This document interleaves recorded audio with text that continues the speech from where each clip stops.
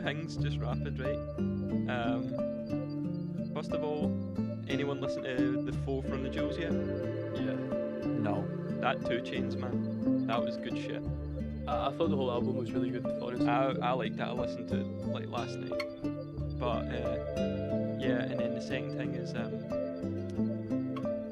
oh fuck. Oh yeah, remember that guy? And he was like a wee boy, and he would like do weird shit on like Instagram, like pranks and shit. Jimmy Like Cranky. he went down the escalators in a shopping centre, and the guy's like, "I'ma call the cops if you slide down," and he's slide down there on the sled, and he done it, and he like was in hospital with all his teeth busted in and all that. Doing it. He was kind of like Supreme Patty type of vibe, like one of these like cloud chaser wee guys, and he would like wear like mad expensive clothes and try to like front and shit. Was he called Mikey Marrero? No, he had like a name like Supreme Patty, like a like a username more than a name.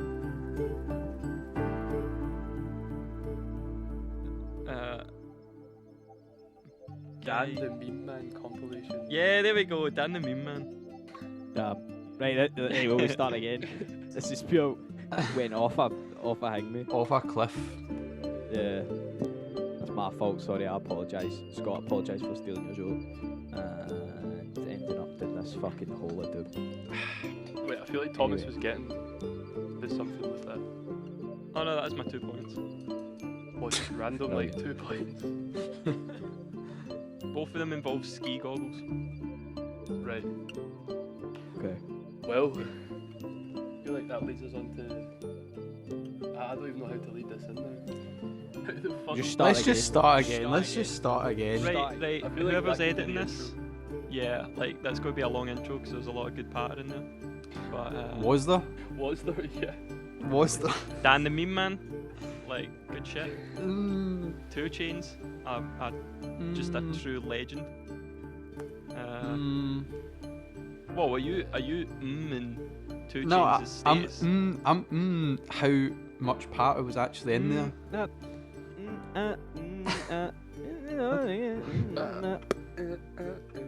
Because That's a tune, by the way. 2 Chains Banger. is...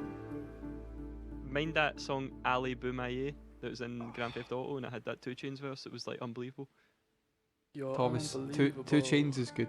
Alright, can we Yeah. move on? Can we move on? Yeah. Welcome to episode 9 of the 2 Chains Appreciation Podcast. Yep.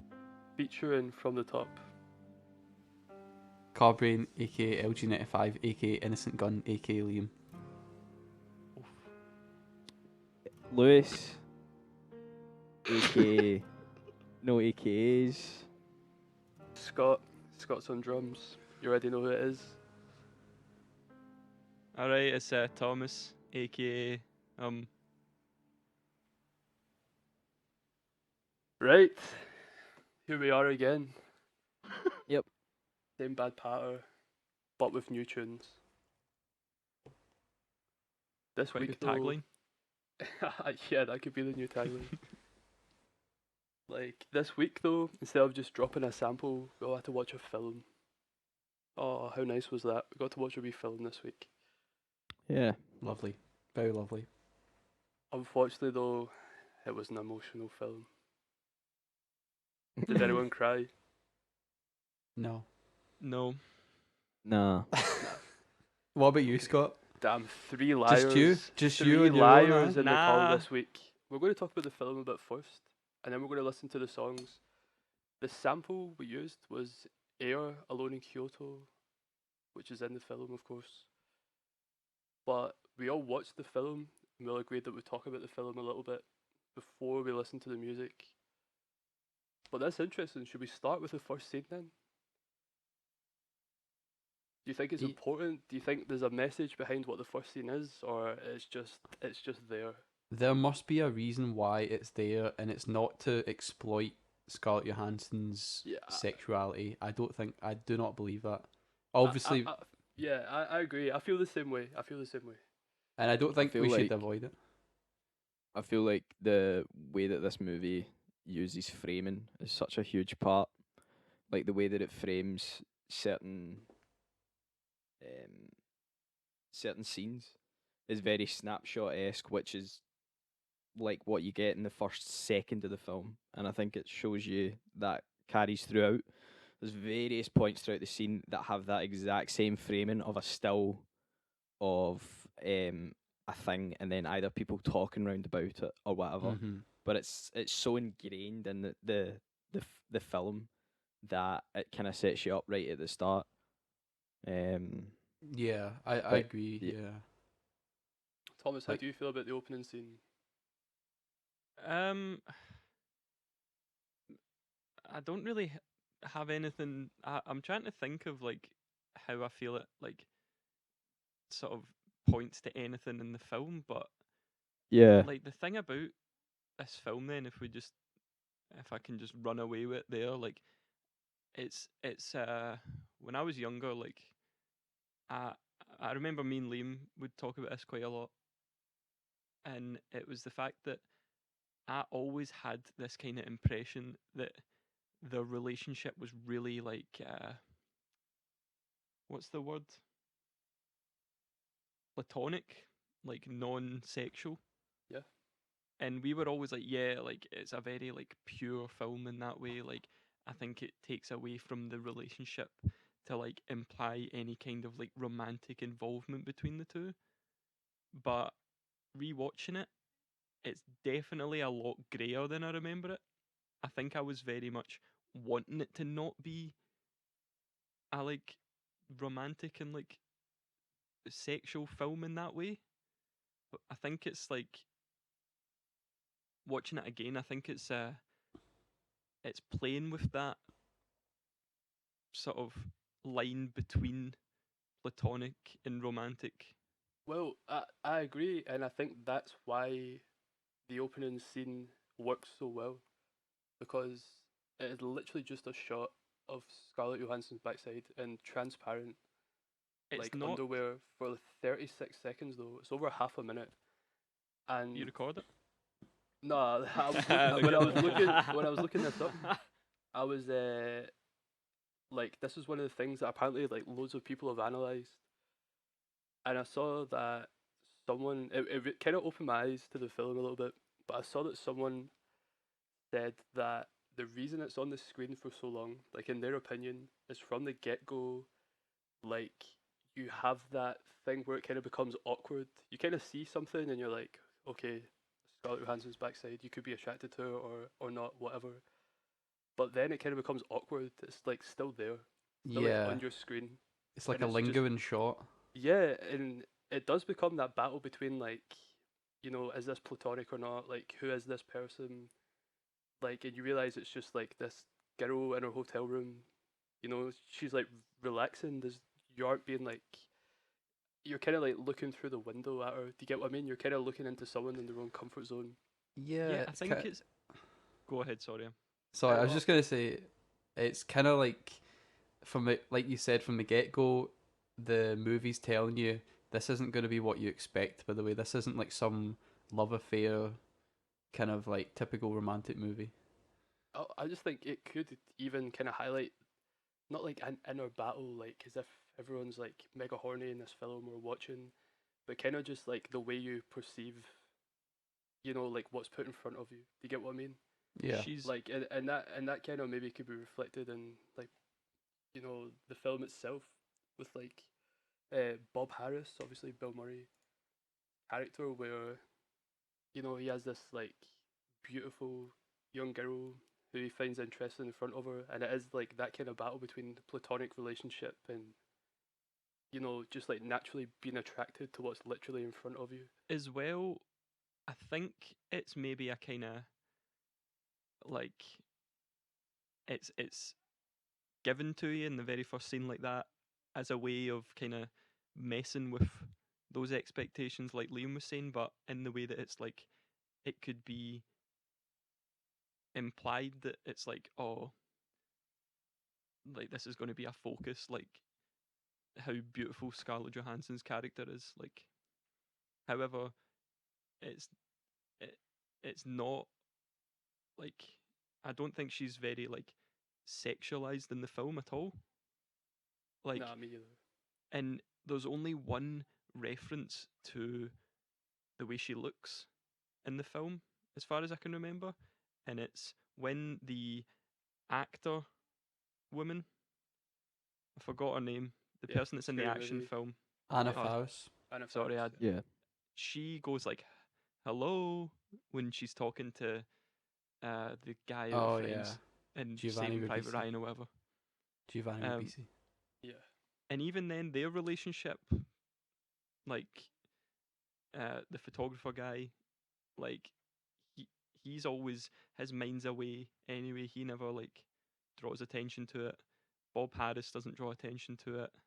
Like, it's not a thing in the film, and it's maybe a kind of way of it being like, no, like it's not actually going to be like it transpires that it's not about that. Maybe to like fuck with expectations. I think before we go on, does anyone want to give like a quick synopsis of what the film's about? If someone's listening who hasn't seen the film before, obviously you should go and watch it. It's an amazing film. But what would be like a quick intro for someone? Probably the best synopsis of this film is an actor goes to do a big job in Japan, ends up meeting a woman who has just finished college and doesn't really know what to do with her life. She's over there with her boyfriend who's taking pictures of like rock stars in different parts in Japan, and then they end up forming a kind of companionship, and then it's basically just follows them through their kind of lives. You kind of gaze through their lives during this time, and they end up forming interesting relationship. Absolutely. So like they're both staying at the same hotel, and that's how they end up meeting. If anyone's wondering how these two people collide, and Bill Murray, I think, is amazing in this film. He is. I think he's so good. He plays like a fading movie star who's constantly getting like faxes from back home and from his wife, and like getting sent like there's a point where he gets like a FedEx parcel with all like the cuttings of like carpet, and she's like, "What one do you want for the study?" She's like, I feel like the burgundy one's best," and he's like, "What color's burgundy?" Do you know what I mean? Like his head's just not. He's like in this weird in between this midlife crisis, and the way Yeah. he puts it across, I think, is perfect. I think it's if we're going to get into that part of it, it's such a huge part of this film. This film isn't like many other films where it's trying to convey a particular message. This film conveys a mood more than anything. It tries to articulate the concept of like being lost in life from two different perspectives: a middle-aged man and a newlywed who's just beginning a life, almost to speak. So it's like you've got this interesting dynamic where you're seeing two kind of sides of the same coin. Like Bill Murray hasn't figured it out and she hasn't figured it out, and I think it's always highlighted throughout the film. Mm-hmm.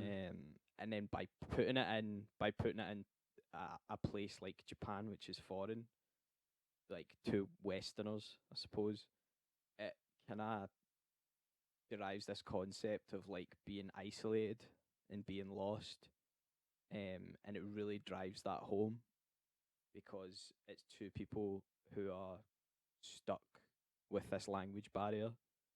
But even when you're watching the film, there's not a lot of dialogue in this film at all. There's like no dialogue at all, really, in comparison to like any other film that you've maybe seen, where it's a constant back and forth. A lot of it's just like the way that the camera is filmed, the actual like the way that people look at each other, or the way that the music and the sound is used, are more important elements than like general chit chat. It's interesting, I think, as a film for like if you were like, oh, this film conveys a mood, I would show this film and then maybe In the Mood for Love, if anyone's ever seen that. I know I'm getting into like other films, but In the Mood for Love also has this kind of concept of like a mood rather than being like a story, so to speak. Thing is, as well, it's not even the Japanese people in the film that don't communicate. Like Yeah, it's everyone. the husband, literally, it feels like 85% of his like use of his voice is going like like he's not even saying words, and Yeah. like when he is, it's very like he's having a go at her, or he's like absent, like his mind's elsewhere, and then it's like the DJ guy, like the guy talking about putting delay on the drums. Yeah, I knew like, that in the was gonna bar, come up. Yeah. I knew and it was she's coming so up. zoned out. Like it's so weird as well. He just starts talking about that. He's just like Yeah, out of nowhere. He's just like, yo, like I you love should, I though. put He's like, delay on the do, drums. yeah, but he's like, do you get what I mean? And she's like, no. no. Just like straight up Yeah. says like no. That's like one of my favorite lines in the whole film. Yeah. I think what I would say is two things. First and foremost, from what I read, Bill Murray was kind of in that position in his own life when Yeah. Sofia Coppola, the director, went and approached him. And I think that's why his performance is so good and understated and perfect to the character, because he probably didn't have to act too much. He was kind of washed up at that point in his career, and it's one of the things that brought him back into the limelight as far as audience is concerned. And another thing, basically what we were talking about there about the disassociation that everyone feels. Some people have said that when he's picking out the carpet samples and they're all burgundy but they're slightly different shades, it's kind of a comment on the way that everything is in society now. These days, just there's just a plethora of things in front of you, and you need to choose something, or you need to make a decision on this and that, and the choice is not deep in any way. It's just surface level, minimal stuff that you have to kind of align yourself to or take interest in. I think the title of this film is obviously important. Lost in Translation. You think that the relationship between Charlotte and Bob, like Scarlett Johansson and Bill Murray, like there's this element of the fact, like they're in this city where no one understands what they're saying. No one really cares that much of like who they are and what they're doing. They obviously care about Bill Murray as this team around him, and he's this like fading movie star, and they want him advertised and things like that. But at the same time, I feel like he feels uncomfortable in Tokyo, where apparently they are. You know, at the start when he sees himself on the billboard, and he isn't really like that happy about it. I think he feels like kind of not embarrassed, but a bit awkward about the way he's portrayed over there. However, when he's with Charlotte and they have that night out, like one of the most famous scenes and most iconic scenes. They have this night out and no one really knows who he is, and he kind of like, you know, metaphorically like lets his hair down. You think that, you know, them being lost in translation is the reason they get so comfortable with each other and they kind of open up to each other. Like this wouldn't happen in America. Do you know what I mean? Like people would be talking like, "Who's this kind of like old guy hanging out with this young girl and shit like that?" Yeah, I think Or people act very differently when they're in such an environment. Like you bond at a accelerated rate with someone, not just in a sexually way, but also in a friendly sense. Like you bond with someone a lot more when you're in a situation of isolation. I think. I guess a good example. I know it sounds extreme, but being in an army with someone, I'm sure that probably creates bonds between people that is completely different because you're stuck with someone and you have to rely on someone. And like being in a foreign country for a long period of time, you do bond with people a lot more because of that. You're forced to, basically. You're forced to. yeah, would you say like it's maybe even like it feels like it's almost a coping mechanism for each of them. You know, like Bob's kind of struggling. He's getting these faxes, and we haven't said yet, but there's this running joke, this narrative of them both not being able to sleep, which I think is like really important. Like, Yeah. it's kind of the fact that they're both over in a new time zone, and they always seem to meet at like nighttime. They're in the bar at nighttime and both hanging out, and it's kind of like normal. That's when they feel probably most normal, but it's kind of like a weird time at night. And it's like I don't know. That's like the joke they say to each other. It's like, oh, struggling to sleep. He's like, yeah, still had no sleep. Like, I don't know. It Yeah. seems like it's just nice having some sort of familiarity in front of you while you're over there. Because in the scene that we saw before, like Charlotte and Bob even meet, is like is Bill Murray like doing this whiskey commercial, and he's got this like over the top eccentric director, like shouting all these things at him, like put your hand closer to your face, and you know what I mean. He can't compute or understand, and the translator is like really bad. So I guess just having that person to like spend some time with or like talk to in your own language is Yeah, and I guess I would also say that although he is in a new country, and he doesn't understand the language, I think it's also about him not understanding the language of life at home as well with his wife and kid. I think that's maybe the parallel that it's drawn. He's went to this new country, new language to make money and all that, and he's still as cut off from communication as he was beforehand. yeah.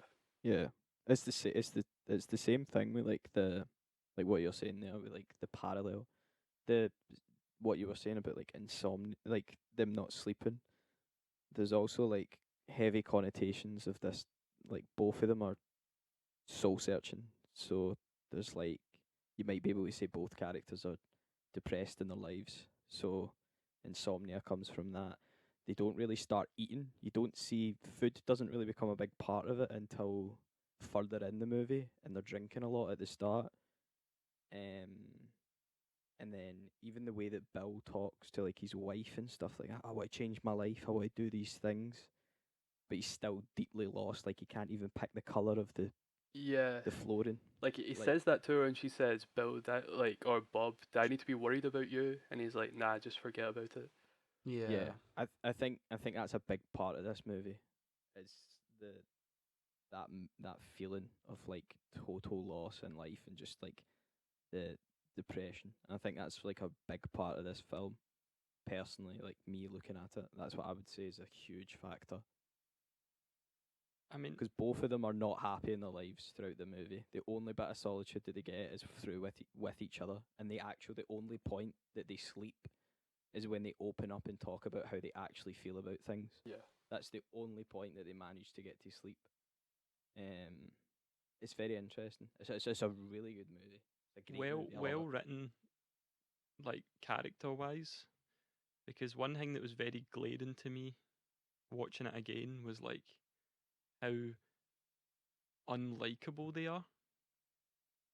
Like Oh they're yeah. not nice people a lot of the time, yeah. I think Charlotte even jokes, like says she's a mean person.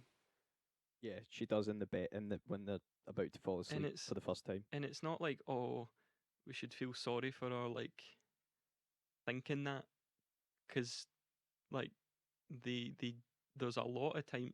It's I'm comparing my viewing this week to, I mean, I first seen this film when I was like 16, and I think it hit at like the perfect time. I think it was just one of those stars aligning moments where like my head at the time was like on that wavelength of that film.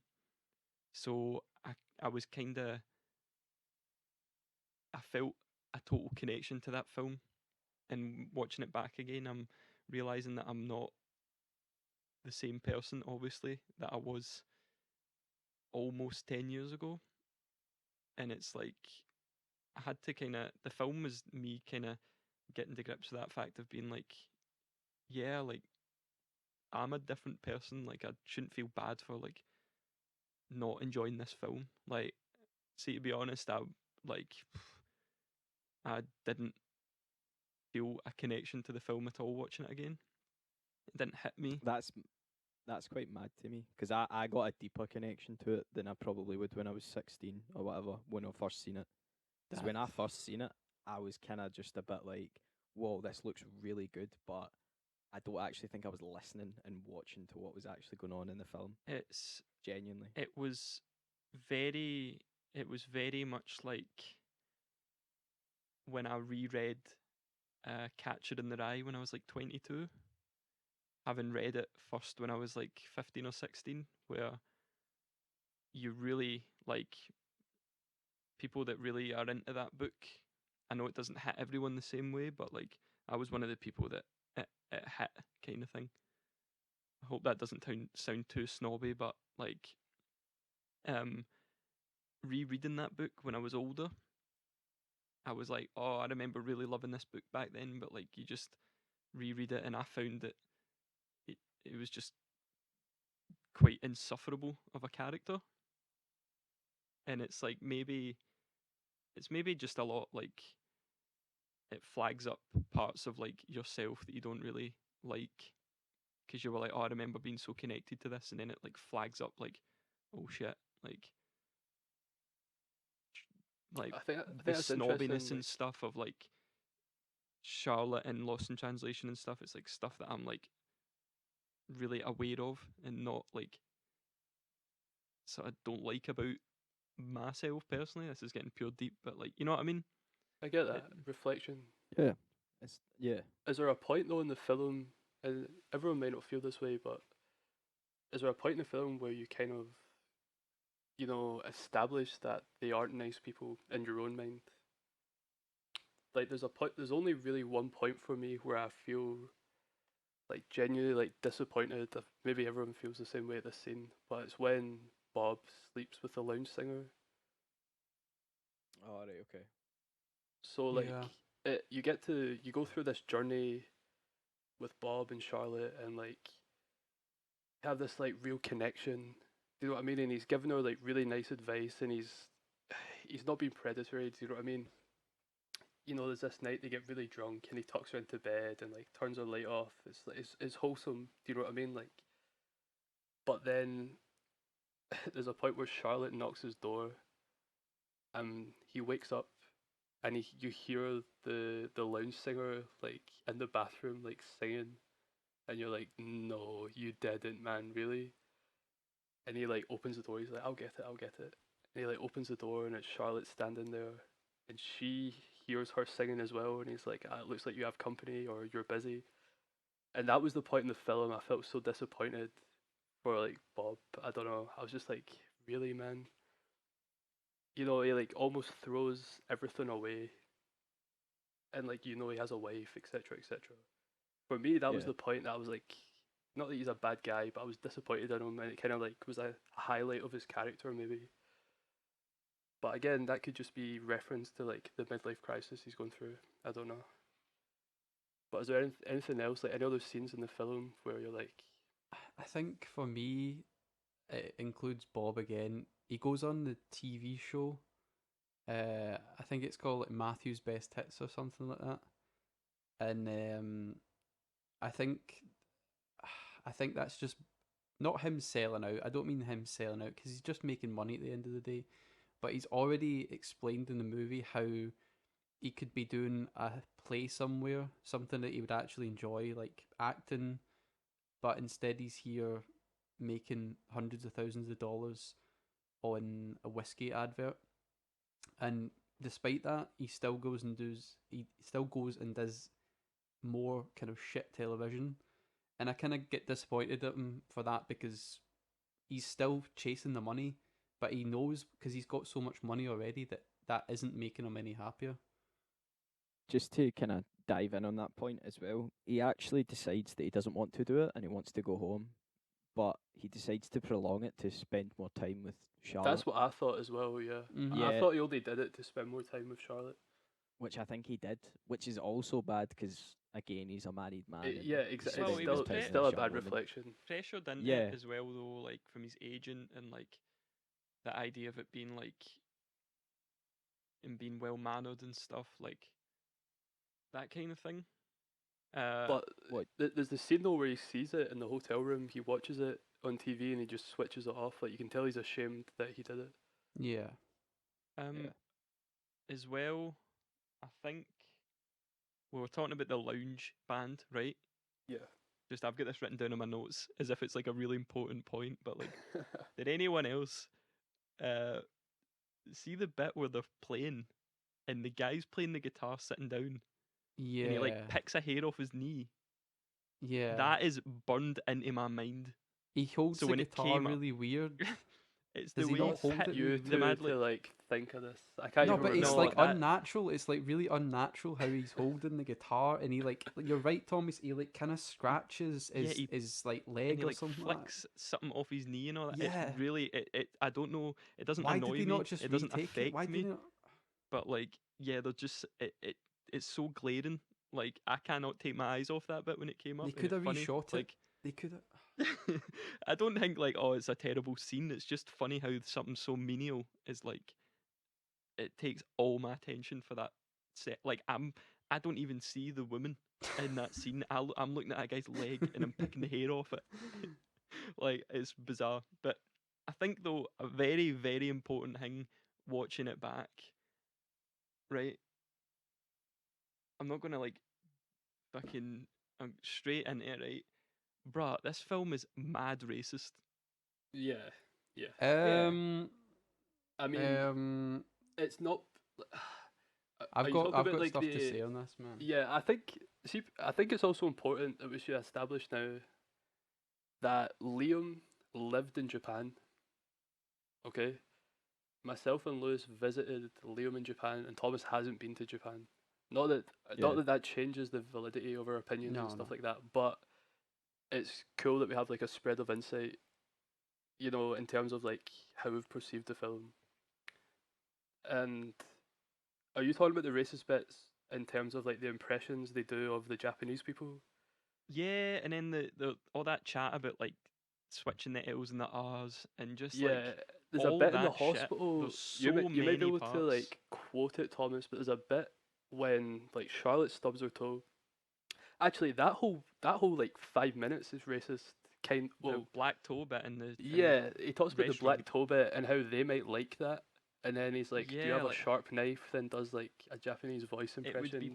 would be possible to make the film without the racist bits in it. You could do the isolation thing without all these jokes about like fucking about how like they switch L's and R's around and like rip my But stockings and all this bullshit, man. But It's I- fucked I up, man. unfortunately think that the bit with Bill Murray in particular, I'm not talking about the Rip My Stockings bit, but it actually portrays very well Western people abroad. Yeah, yeah. Like so well. That's Like, why I think it's racist though, because I think it's intentional.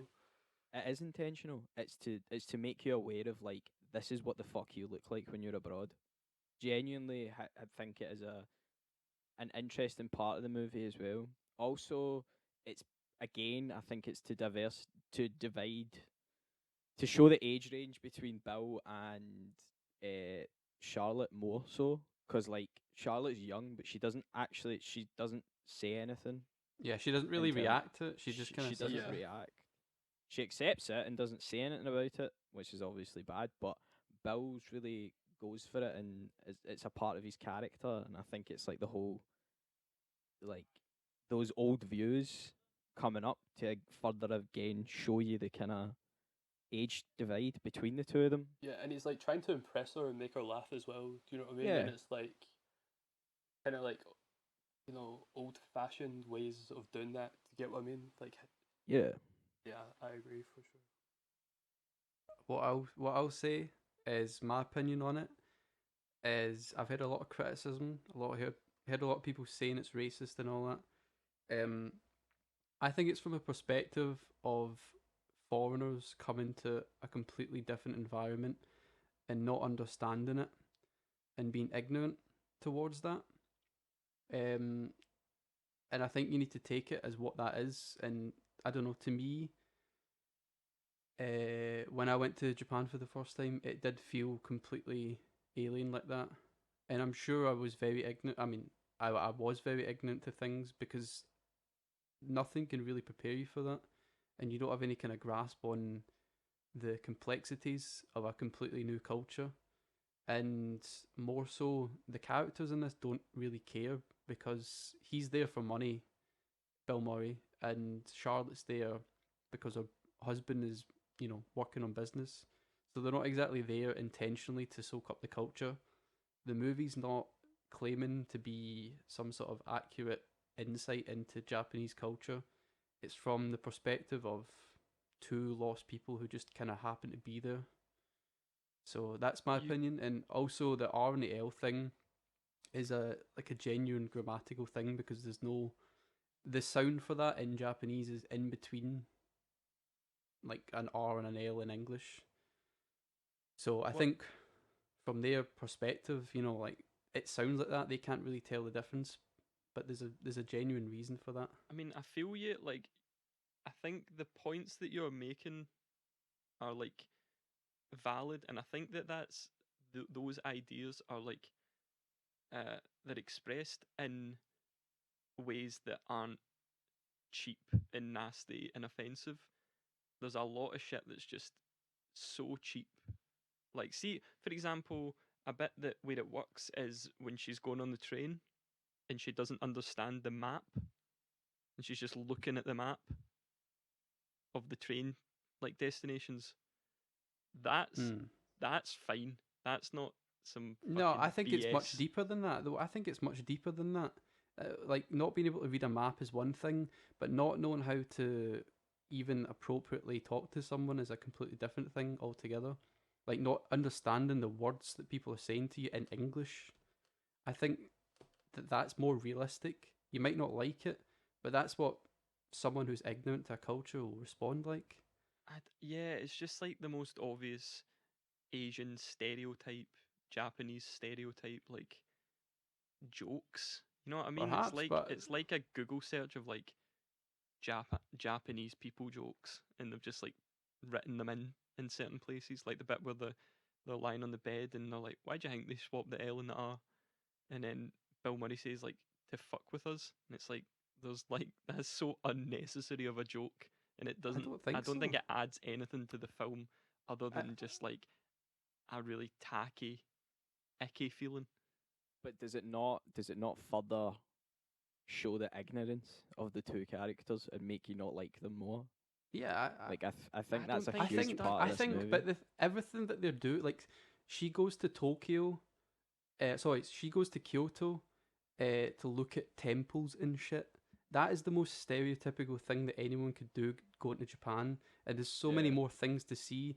Like I think she does that out of the fact that she's got a free couple of days because her husband's away doing shit, and Bill Murray's doing shit as well. I think the whole point of it is that they're not there because they're appreciating Japan for what it really is. They're there because they just happen to be there, and that ignorance kind of rolls through when they're talking about switching the R's and the L's and all that. They don't know any different, and they No, don't I really know. care. Like I think we're like going in circles here. To be honest, like uh, I I get those. I know I would just end up being repeating myself, but like again, there's stuff like that that's not like some cheap fucking offensive joke. Like I don't think that like you can really like sort of you couldn't say that her trip to Kyoto is an offensive piece of like filmmaking. However, like the black toe jokes and shit are just like not I don't know, just really, really unnecessary to me. And it's like see to be honest, I think it's like tainted the film for me. I don't look at this film the same way as I did last week, even. And it's like I'm not like sad about it. I was kinda like I got a bit sad watching the film when halfway through I realised that I'm like not in the same place that I was when I was like felt really comforted by this film. But like yeah, I like what one thing though to move us on. One thing the film gets right though is the music. Yeah, The soundtrack to this film is 10 out of 10.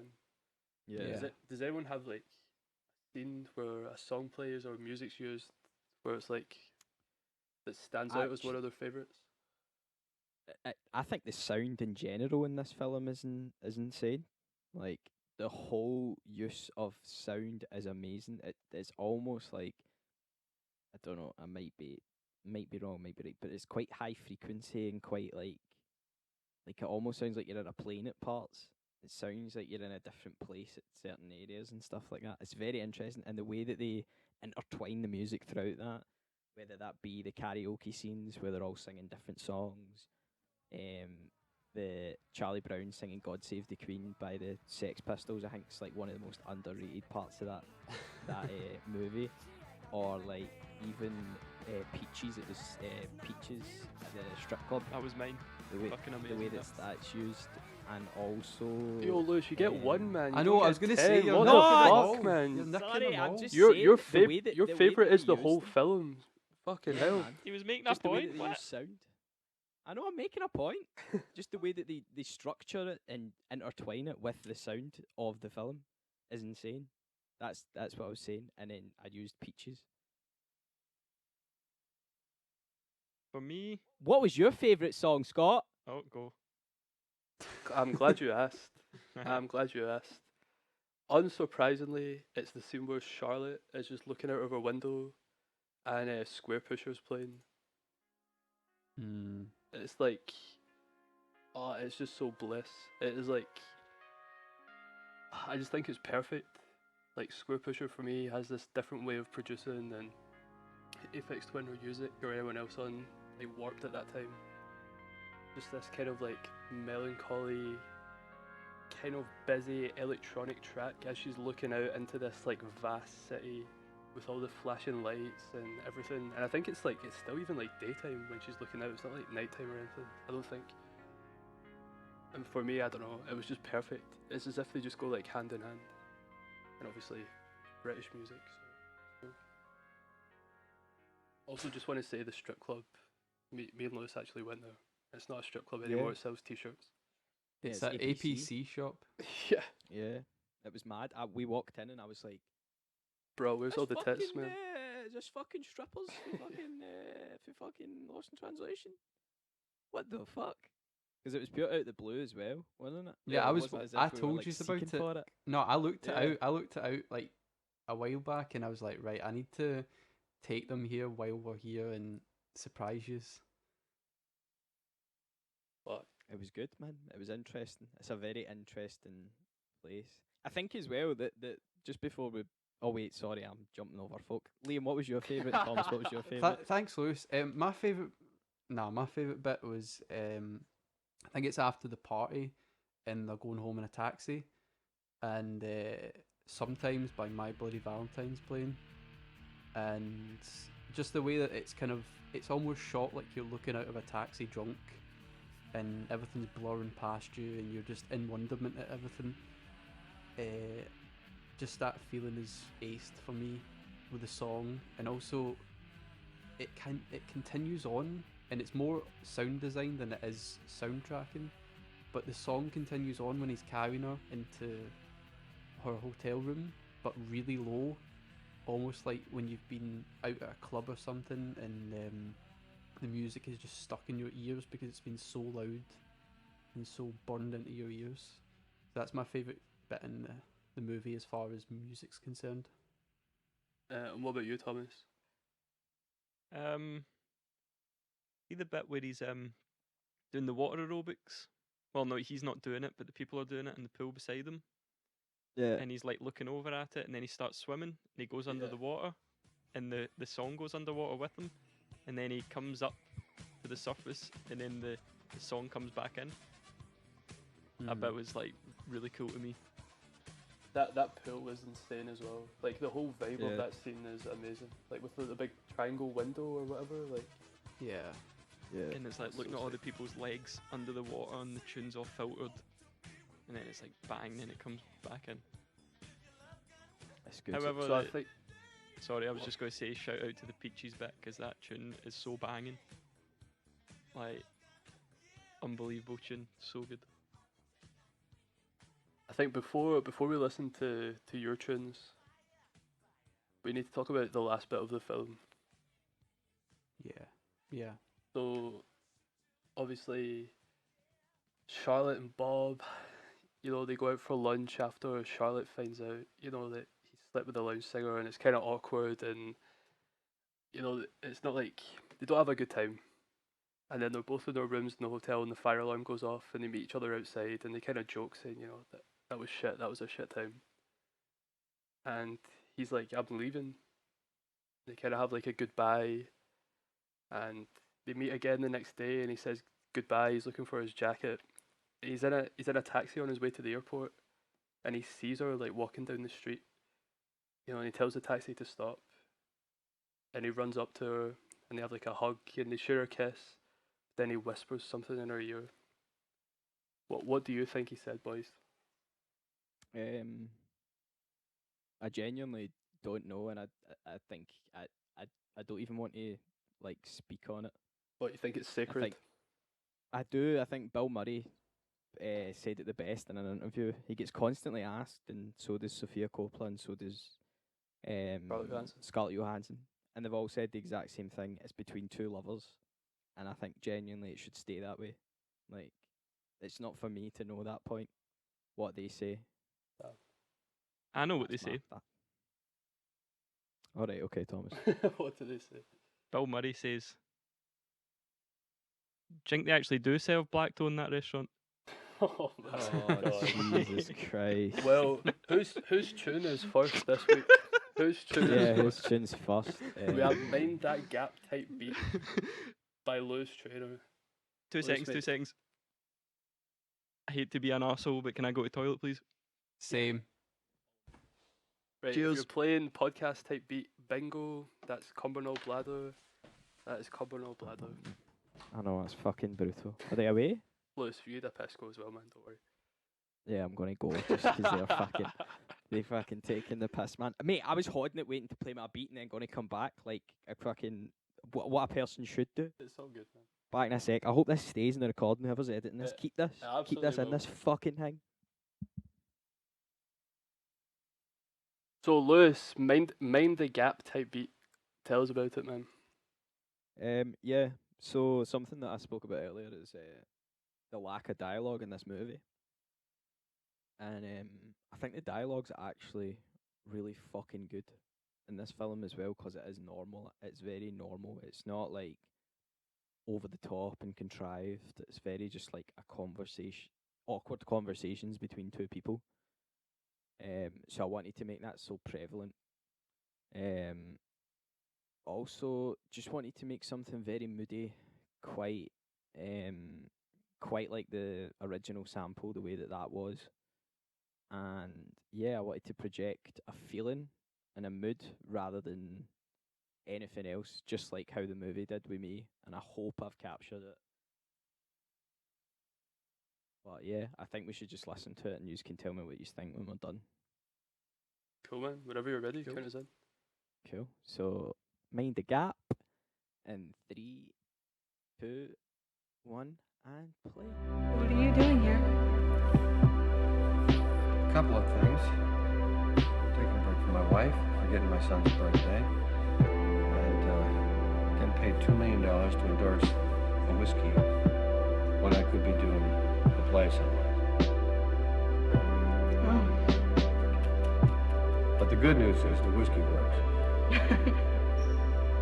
Wish I could sleep. Me too.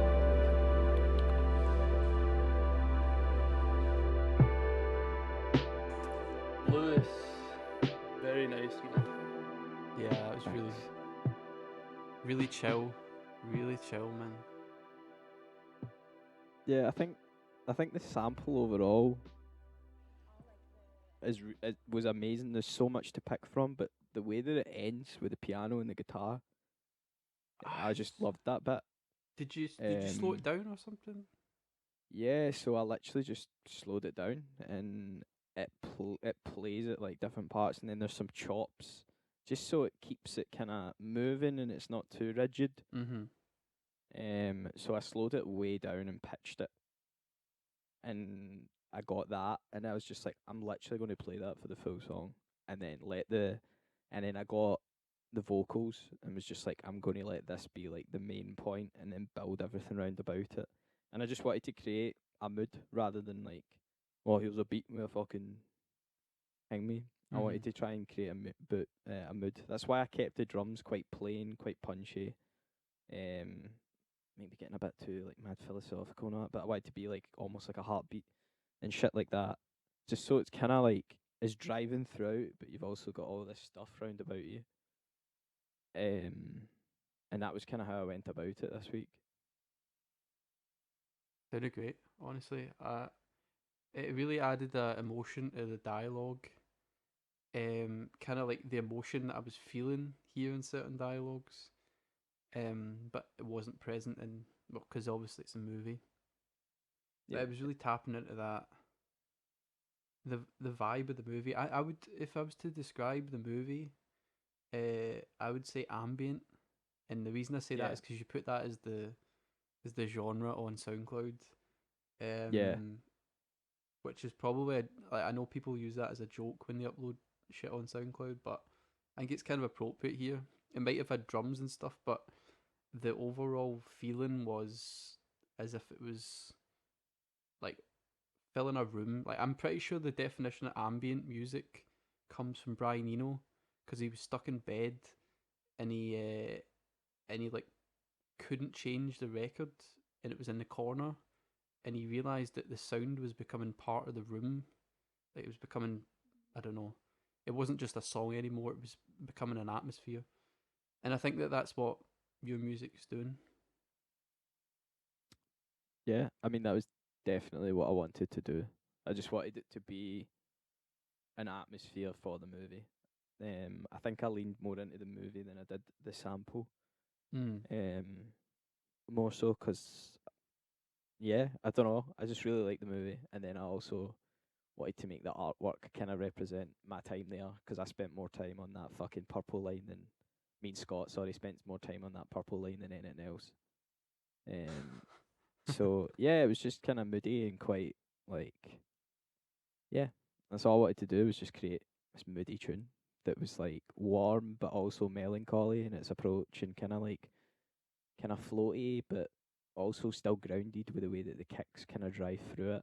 But then the vocals really carry you, and you just all you can really listen to is the vocals and the conversation and the dialogue that's happening. And I picked like my favorite parts anyway. From the film, like Kinda, the bit where they talk about the pool and stuff like that. kind of sounds like when you're on a subway and you've got your headphones in, and there's a lot of like background noise for obvious reasons, and you can just hear glimpses of people talking and all that. Damn. Yeah. Thomas, what did you think of it? It's been put out already, probably in more coherent terms than I could have put it. Like, yeah, I think floaty is the perfect word that you used it, Liam. No, Lewis. Like,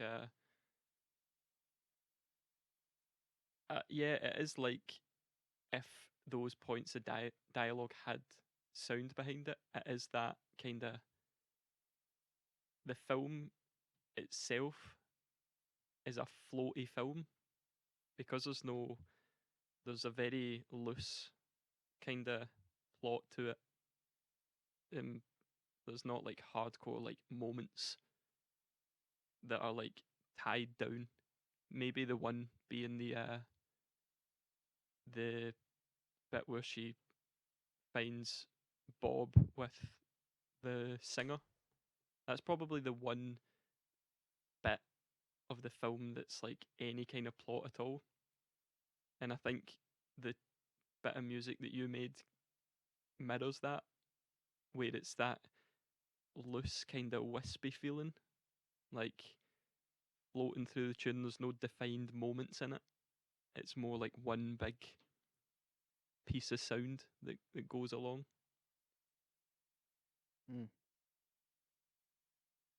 Beautiful. Thomas, man, you're up next, brother. Do you want to introduce your track?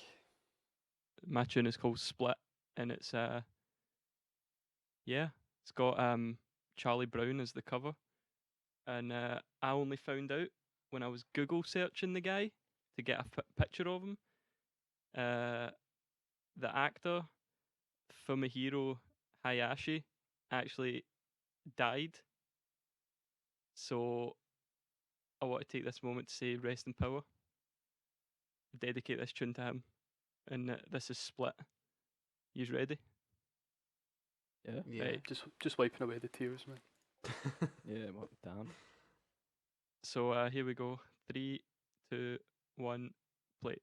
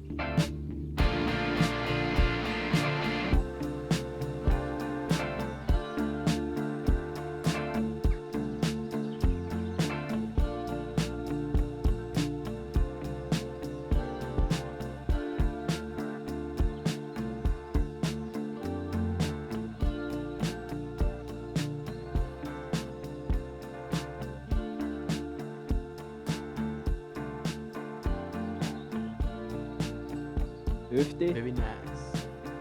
Very nice. Very nice. Yeah, that was really good. It was so hi-fi, man. Honestly, Yeah. 3D sound. Yeah. Eh? What do you mean? Well, it wasn't lo-fi like you're always wanting shit to be. That was like super high fidelity. That's. I'm so glad because that was like my aim for a change. Wow. was to, Well, like, well not- done then. Yeah. You've achieved it. Thank you. That was my first like impression. Like immediately, not even the music, just the quality of the sound was really good. Yeah. I love the wee embellishments throughout of the sample. Like you could hear the vocal sample from the air song. Mm-hmm. I love that bit. I think it's about midway through that you hear it. Oh man, this is fucking sick. Very, as Liam said, 3D. It was wide, like it was very wide. Loved the tone of the guitar as well. Yeah. The synths and that.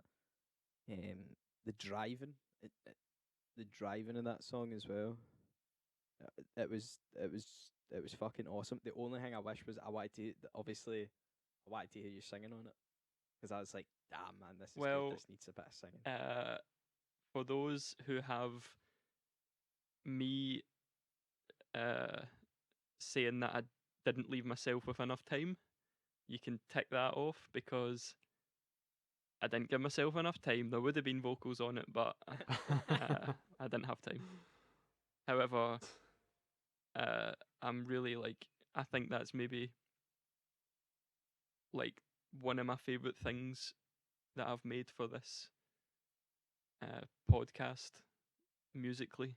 Like, Yeah, it's, yeah, I think it's got potential to become even more like developed a piece of music. So Yeah. watch definitely. this space in it. I would definitely agree with that. Yeah, can't wait to see what you actually do with it, especially the vocal. Because like whoever's editing this, you're gonna hear me like humming and shit in the background, like vocal melodies and all that. But yeah, it's class, man. What? It's really nice. So, what part of the song did you sample, and was there any kind of purpose behind the piece that you made? Well, I didn't start making it till later in the week, and so I had quite a few days where I'd like, I mean, that song is like, I think for all of us, like we could picture that song in our heads at all times anyway. I didn't need to like listen to it to think of a sample or anything. I knew that I wanted to use the bit where that there's like a female voice going bop bop bop, like there's guitar and Yeah. stuff. It's like in the middle, and Yeah. my idea was to sample that section and like have the arpeggiator on and have it like randomize on each of those moments. So those bop sounds, I wanted to like have different pulses of random parts of it, like anchored onto those like bop sounds. Mm-hmm. And the thing is, though, that was the plan going in, and I done that. However, I found that making it quicker, the arpeggiator, make the arpeggiator trigger quicker, led to this very driving sound. So it's going da na na na na na na na instead of which I was thinking at the start, and I wanted to like just explore where that took me from then on. I didn't have any plans after that in a direction to go in or anything, and then when I went back to it, I realized that I wanted to keep kind of like, I think Lewis mentioned it, the song is so clean and airy sounding. It's very like high fidelity, like, and it's very like delicate sounding. It's I wanted to use drums that were like real drums and have it sound very natural and organic and like good sounding basically. And it was influenced by like, you know, Louis the Child, the producers. They're kind of like future bass, kinda, but they use a lot of like real sounds as drums instead of like synthesized drums. And like they'll use like sound effects, like, I don't know, like, for example, like a smashed window can be a snare, stuff like that, like real sounds. And that was the idea for the drums. However, I realized listening to it just there, it sounds really like Jewel of the Iron Mike by Jizza, the drum beat. But like, I mean, that's probably that's my favorite drum sound in hip hop ever. I think is that, so good thing to aim for, I guess. But yeah, it was basically like, see where the production took me. I didn't try and steer it in any hardcore direction, and also I wanted to make it sound high fidelity, like the sample itself. That was the only two things really this week. Well done. You definitely achieved it. Yeah, crushed it, man. Yeah, Thank you. well done, man. Cheers. Well, last but not least, we have a 17-minute song Yep. by LG95. You knew I was gonna drop a 17-minute banger one of these days. I had, I mean, I For, had to. for anyone listening, we all sat in the Discord call for an hour waiting on Liam to upload his track. He's like, I don't know why this is taking so long. And then when it finally uploaded, we checked the link and it was 17 minutes. Yeah. And the funniest part is, it's not supposed to be 17 minutes. But That's the punchline. but we've realised the issue and introduce your track, man, for sure. Introduce it. Yeah, tell us a bit about it, then we'll listen. All right. Well, I mean, But first time in the podcast, man, come on. yeah. Well, it's called Wonderment, and I think I accidentally used this word earlier in the podcast, but that's the feeling that I wanted to convey from the piece of music, basically. It's the feeling that at the very start of the movie, when he comes to Japan for the first time and he's looking out the taxi, and it's the feeling at the end when he goes to the airport and he's kind of looking at everything for one last time, and he knows he probably might not see that again. And I can relate to that feeling, so I just wanted to kind of try and express that. Whenever you're ready, man, count us down. Yeah, let's do it. All right, 3, 2, 1, go.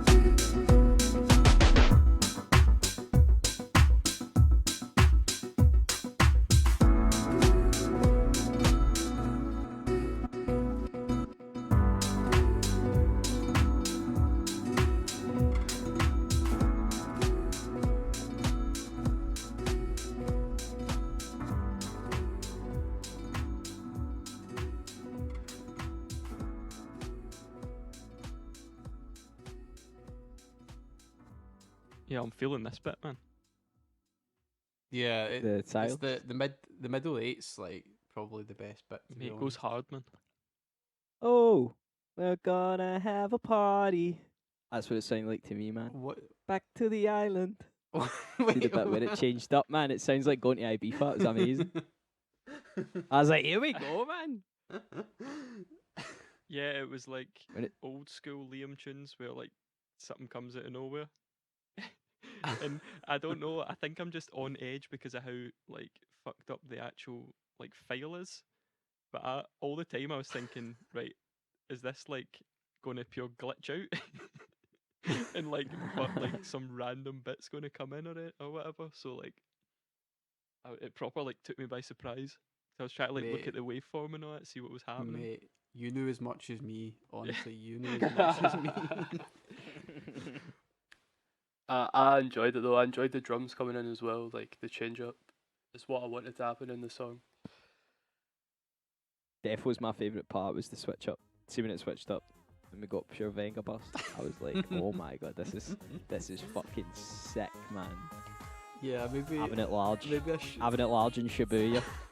That was class. I really liked it. I really loved it. I loved how moody the start was as well. The ending as well, where it like down samples and like slows down, and it's also like stuttery. Yeah, I loved that bit. I kept. Like loved that Yeah, bit. I automated the BPM, so it kind of speeds up and slows down throughout it.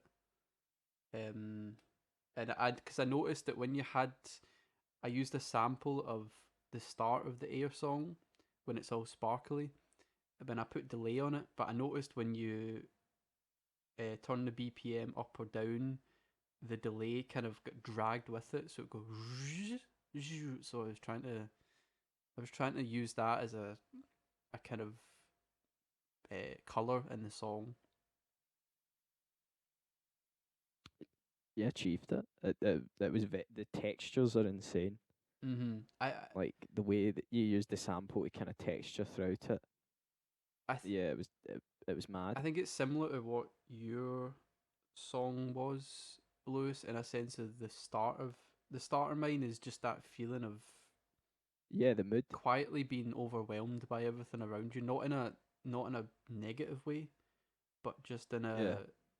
you don't really know how to react to like going through the center of Tokyo for the first time, and it's bigger than any place you've ever seen on Earth. There's a incalculable amount of human beings around you, and it just doesn't end. Like vertically, horizontally, it just doesn't end. And yeah, I think you achieved it. I think you achieved, but the thing that was nice about it, just like you're saying at the start, the mood, and then slowly you found your feet. I don't know if I'm maybe projecting, but like you found your feet, and that's when the drums came on, and you were like, "Yeah, I'm feeling myself. I understand how this works and all that." exactly. Like in the movie, Yeah. how he goes to Japan, he doesn't really know what to expect, and he goes away, and he knows what he's leaving behind. That's kind of what I felt really, and like when I went to live in Japan and when I had to come home. So I think that's what it kind of represented to me, because although I was leaving a lot behind, I had so much happiness in me, despite everything I was losing, that I could overcome that loss. Like the loss didn't really hit as hard as it might have. Thomas, what do you think of the track? It's really interesting though, that idea of like wonderment at a place, because like I haven't been to Japan and it's a place I would like love to go to, but I think that's something that all of yous really took from like being in Japan, is like at first it's like just a total like overcoming of like all your senses, just like a total like wow. Like, do you think that bit in Lost in Translation is like how yous all felt when yous like landed? You know, the bit where he's like, holy shit, and the lights are all going off and all that. It's very disorientating. It's very disorientating when you first kind of get there and see it all. I imagine it would be even more so at night. We were quite lucky because we landed at daytime, but yeah, it's very disorientating. Man, I'm from an island on the west coast of Scotland, man. There's people who haven't seen trains before that I went to school with. And then flying to fucking Japan was, yeah, too much to take in. Yeah, blew Scott's mind, man. Blew my mind as well. And mine. But and Liam's. Yeah. And it'll blow yours, Thomas, when we go next year, trust me. Absolutely, and we are going next I year. already looked up Nest Hotel like last night. So did Legit? Did you legit? And they're not taking bookings, Yeah, man, mate. bruh. No, they're not. They're not taking any bookings because of coronavirus. But yeah. It's so sad. But when they are, we're going. I don't give a fuck. We're going. Absolutely. Right, boys. Should we reveal the next sample for next week? Yeah, sure. So that sample there, we got a nice film. It was nice and airy. The sample was quite ambient. And this week, I'm just going to change it up completely and give you complete noise. This band actually have a song in Lost in Translation, but it's not the same song. No. Oh, Please don't be Jesus American. Oh. No! fuck. My favourite colour is gold. Man. Have we all watched this same fucking interview with them? Yeah, I think everyone's watched this interview. Yeah. Joy Division are just so rubbish. They're just so overrated, unambitious. We're just so good. We're just so good. I don't get it, man. Shout out East Kilbride. Yeah, shout out East Kilbride. Thomas, do you want to count us down and we'll have a wee listen, mate? I guess, Right, we ready? Yeah, man. 3. Oh, just to introduce it, it's called Topic by Upside. Jesus American. Upside Down by the Jesus American. In 3, 2, 1, play.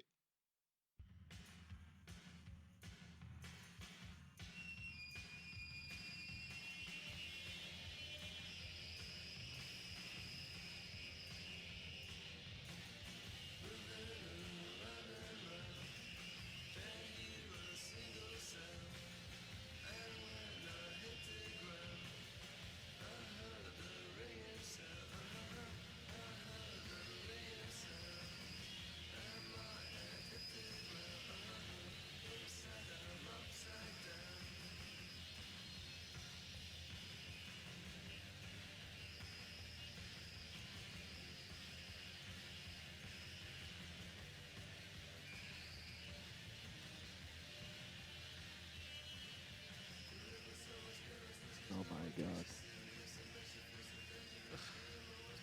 Oh my god. Liam's listening to the outro as well. 12-inch Yeah. mix. Yeah. We're just Dark. so good. We're just so Filth. good. I Dirt. love that song, honestly. I adore that song. That Well, yeah, sounds like as a- sounds like being an absolute freak in Glasgow in 1984 or whatever. That's what it must have sounded like.